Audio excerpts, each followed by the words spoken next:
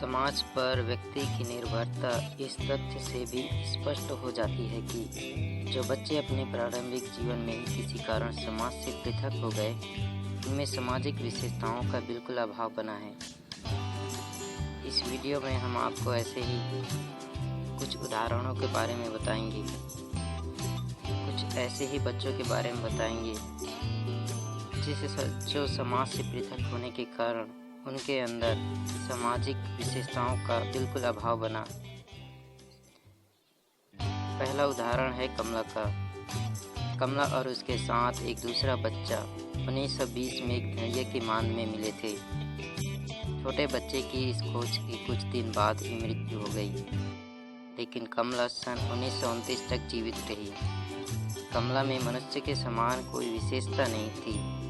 वह चारों हाथ पैरों से चलती थी, भेड़िए की तरह गुर्राती थी और वस्तु को सूंघ कर खाती थी।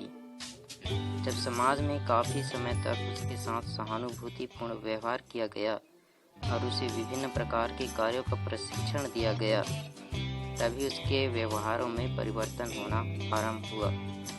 लेकिन फिर भी एक लंबे समय तक समाज से बाहर रहकर पलने के कारण वह समाज से पूरी तरह अनुकूलन नहीं कर सकी और बाद में उसकी मृत्यु हो गई। दूसरा उदाहरण है 1938 में अमेरिका में मिली एक अवैध लड़की की है। इसका नाम अन्ना रखा गया। व्यक्ति पर समाज का प्रभाव देखने के लिए उसे 5 महीने की आयु से 6 वर्ष की आयु तक एक बंद कमरे में रखा गया। इस अवधि में भोजन देने के अतिरिक्त उससे किसी प्रकार का भी संबंध नहीं रखा जाता था।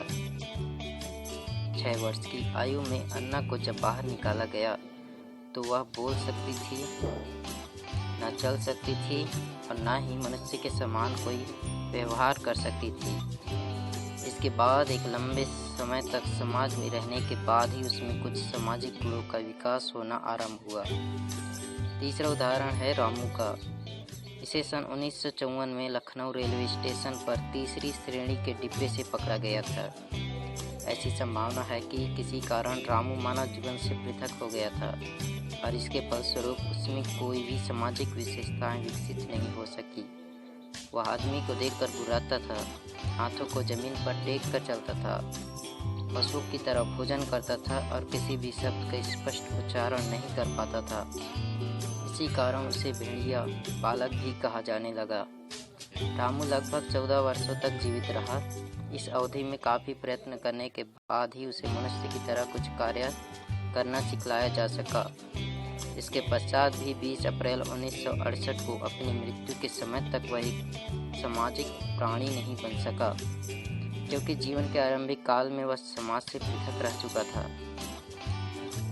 इसी प्रकार एक अन्य उदाहरण 1828 में न्यूरेमबर्ग में मिले लड़के कास्पर हॉजर का है, जिसे कुछ राजनीतिक कारणों से सामाजिक संपर्क से बिल्कुल पृथक कर दिया गया था। जिस समय से न्यूरेमबर्ग में देखा गया, यह ना तो ठीक से चल सकता था और ना ही कोई स्पष्ट वाक्य बोल पाता था। उसका मस्तिष्क भी बहुत छोटे बच्चे के समान था, जिसके कारण उसके व्यवहार में विचित्रता थी। 5 वर्ष बाद इस बच्चे की हत्या कर दी गई। उसकी शव परीक्षा से यह भी मालूम हुआ कि उसके मस्तिष्क का विकास सामान्य स्तर से बहुत नीचे का था। यह उदाहरण भी मानव जीवन में सामाजिक संपर्क की अनिवार्यता को स्पष्ट करता है। इन सभी उदाहरणों से 2 तथ्य स्पष्ट होते हैं।